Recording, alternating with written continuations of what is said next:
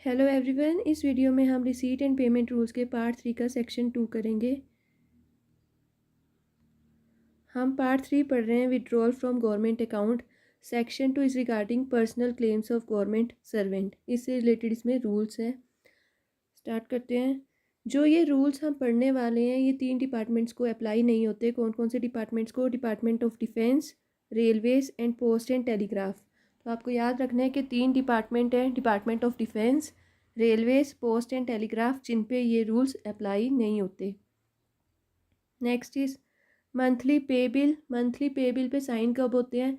जो मंथ का last working day होता है उससे जो 5 दिन होते हैं, उससे पहले के जो 5 दिन होते हैं उनमें साइन होता है। उन 5 दिनों से पहले कभी भी मंथली पे बिल पे साइन नहीं होते। Next is monthly salary bills. अगर मंथली सैलरी बिल्स को पे एंड अकाउंट्स ऑफिस या फिर चेक ड्रॉइंग डीडीओ के पास भेजा जाता है तो वहाँ तक कब तक पहुँच जाना चाहिए? महीने की 20 तारीख तक। तो आपको ये डेट्स याद रखनी है कि महीने की 20 तारीख तक पीओ या सीडीडीओ के पास मंथली सैलरी बिल पहुँच जाना चाहिए। जो गवर्नमेंट सर्वेंट्स ऐसी लोकेलिटीज़ में पोस्टेड होते हैं जो बिल्कुल रिमोट एरिया में होती है, अवे फ्रॉम देयर डीडीओ, तो उनके बिल्स भी पीओ या सीडीडीओ को भेजे जाते हैं। और कौन सी तारीख तक भेजने होते हैं? 15th ऑफ द मंथ, महीने की 15 तारीख को भेजना होता है, ताकि वहाँ से जो बैंक ड्राफ्ट्स आएँ वो नेक्स्ट महीने की जो पहले 7 वर्किंग डेज़ होते हैं उनमें मिल जाए। तो आपको ये तीनों पॉइंट्स याद रखने हैं कि जो मंथली पे बिल होता है उस पे साइन कब होते हैं? जो मंथ का लास्ट वर्किंग डे होता है उससे पहले के 5 दिनों में। उन 5 दिनों से पहले कभी भी साइन नहीं हो सकता, यानी कि महीने के जो लास्ट के 5 वर्किंग डेज होते हैं उनमें साइन होता है, उनसे पहले साइन नहीं होगा। जो मंथली सैलरी बिल्स पीओ या सीडीडीओ को भेजे जाते हैं वो महीने की 20 तारीख तक पहुंच जाने चाहिए वहाँ पे। और जो गवर्नमेंट सर्वेंट्स ऐसी लोकेलिटीज़ में पोस्टेड हैं जो उनके डीडीओ से बहुत ज़्यादा दूर है, रिमोट एरिया में है, तो उनके बिल्स भी पीओ या सीडीडीओ को भेजे जाते हैं 15 तारीख तक। और ताकि जो बैंक ड्राफ्ट्स हैं वो नेक्स्ट मंथ की फर्स्ट 7 वर्किंग डेज तक पहुंच जाए। अब कुछ फॉर्म्स है जो आपको पता होने चाहिए। GR13, इसमें बिल बनता है पे का, फिक्स्ड अलाउंसेस का, रीव सैलरी का, ये सब चीज़ें आपको पता होनी चाहिए। GR14 में टीए बिल बनता है, ट्रैवलिंग अलाउंस बिल। GR17 में पे बिल रजिस्टर होता है। GR18 में पे बिल एब्स्ट्रैक्ट। GR20 में एब्सेंटी स्टेटमेंट बनती है। एब्सेंटी स्टेटमेंट को मंथली पे बिल के साथ ही प्रेजेंट किया जाता है। तो ये आपको पता होना चाहिए कि मंथली जो पे बिल बनता है उसी में एब्सेंटी स्टेटमेंट लगाई जाती है। नेक्स्ट इज़ GR21, जिसे इंक्रीमेंट सर्टिफिकेट कहा जाता है। ये सबको पता है क्या होता है। GR23 medical reimbursement bill, medical का जिससे हम रिम्बर्स लेते हैं वो बिल, तो ये भी आप सबको पता ही है। नेक्स्ट इज़ जो प्रोफेशन टैक्स होता है उसे कौन सी गवर्नमेंट लिवाई करती है? State government. तो आपको ये पता होना चाहिए जो प्रोफेशन टैक्स है उसे कौन लगाता है? State government. जो न्यू अपॉइंटेड गवर्नमेंट सर्वेंट्स होते हैं, जब भी न्यू अपॉइंटमेंट होती है तो क्या देना पड़ता है? मेडिकल सर्टिफिकेट देना पड़ता है अपनी फ़िटनेस का। अगर किसी कारणवश जो न्यू अपॉइंटी है वो अपना मेडिकल सर्टिफिकेट सबमिट नहीं करवाता तो उसको 2 महीने तक तो सैलरी मिल जाती है, लेकिन उसके बाद सैलरी नहीं मिलेगी। यानी कि 2 महीने की तक वो सबमिट करवा सकता है अपना मेडिकल सर्टिफिकेट और इतना 2 महीने की उसे सैलरी मिलती रहेगी।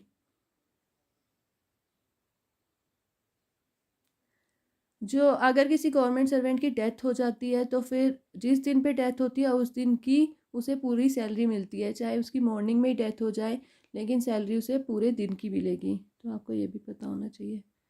Next is attachment of date. ये इंपॉर्टेंट टॉपिक है। जब भी किसी गवर्नमेंट सर्वेंट की पे को अटैच कर दिया जाता है रिकवरी करने के लिए, या जब वो इंसॉल्वेंट हो जाता है by the court of law, तो क्या होता है जो ऑर्डर्स होते हैं, जिस ऑफिसर को ऑर्डर मिलते हैं कि उसकी सैलरी को अटैच करना है, उसमें से डिडक्ट करना है कुछ अमाउंट, तो उस ऑफिसर की रिस्पॉन्सिबिलिटी होती है कि वो डिडक्शंस करे। और किस फॉर्म में वो डिडक्ट करता है? फॉर्म GR22 में। तो इसके कुछ फॉर्मूलाज हैं किस बेसिस पे सैलरी डिडक्ट होती है। तो आपको देखना है, अगर केस होगा other than degree of maintenance, तब तो कितनी सैलरी अटैच होती है? सैलरी में से पहले 1000 रुपीज़ माइनस करने हैं, फिर उसका 1/3, और नॉन अटैचेबल रिमेनिंग रह जाएगी। जो जो ये सैलरी आई है वो कैसे आई है? जो गवर्नमेंट सर्वेंट के इमोल्यूमेंट्स हैं, टोटल इमोल्यूमेंट्स में से कुछ अलाउंसेस को माइनस किया जाता है, क्योंकि जो अलाउंसेस हैं, कुछ अलाउंसेस को एग्जेम्प्ट किया हुआ है, उनको डिडक्ट नहीं करते, तो फिर ये सैलरी आती है।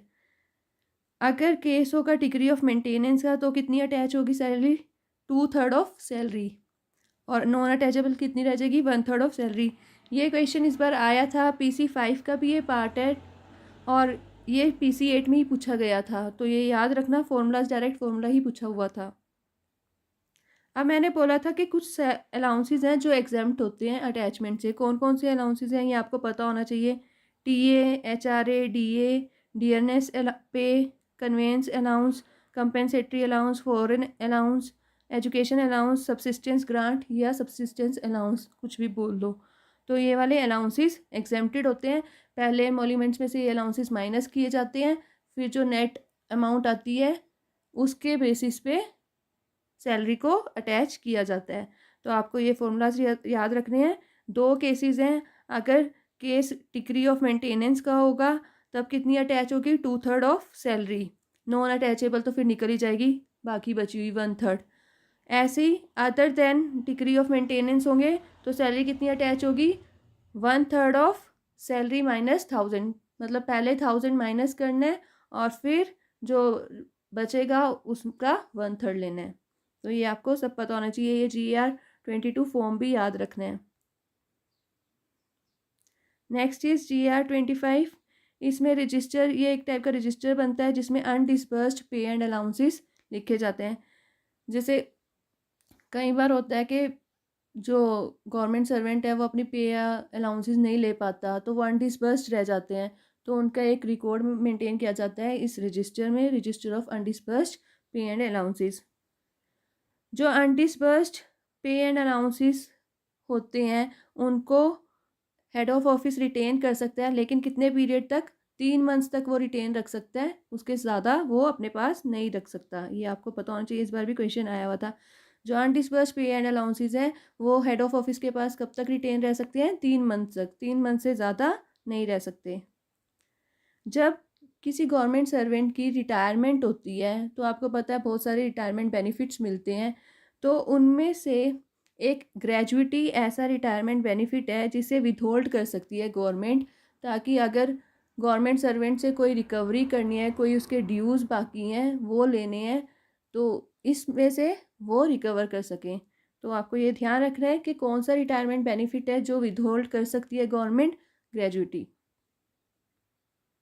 Next is arrears payable after death. अगर किसी गवर्नमेंट सर्वेंट की डेथ हो जाती है तो उसको कैसे एरियर्स दिए जाते हैं उसकी फैमिली को, उसका प्रोसीजर हम पढ़ रहे हैं। अब कोई गवर्नमेंट सर्वेंट है जिसकी डेथ हो चुकी है, उसकी फैमिली उसके बिहाफ पे कोई जब क्लेम करती है, तो अगर क्लेम की अमाउंट 10,000 तक होती है, अप टू 10,000 होती है, तो जो क्लेमेंट है, उसका जो भी क्लेम कर रहा है, उसे कोई लीगल अथॉरिटी प्रोड्यूस नहीं करनी पड़ेगी हेड ऑफ ऑफिस के सामने। सिर्फ एक इंडेमनिटी बॉन्ड देना होगा GR26 में, और एक श्योरिटी देनी पड़ती है। तो आपको ये पता होना चाहिए जब अमाउंट 10,000 तक होएगी तो क्या क्या रिक्वायरमेंट है। कोई लीगल अथॉरिटी प्रोड्यूस करने की ज़रूरत नहीं है, सिर्फ एक इंडेमनिटी बॉन्ड देना है GR26 में, और एक श्योरिटी देनी पड़ती है। लेकिन अगर अमाउंट, क्लेम की जो अमाउंट है वो 10,000 से ज़्यादा है, तब पेमेंट हेड ऑफ ऑफिस तभी करेगा अगर जो क्लेमेंट है वो इंडेमनिटी बॉन्ड दे और साथ में 2 श्योरिटीज़ भी दे।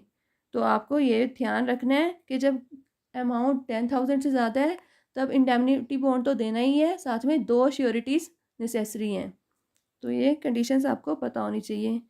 Next is advances to government servants.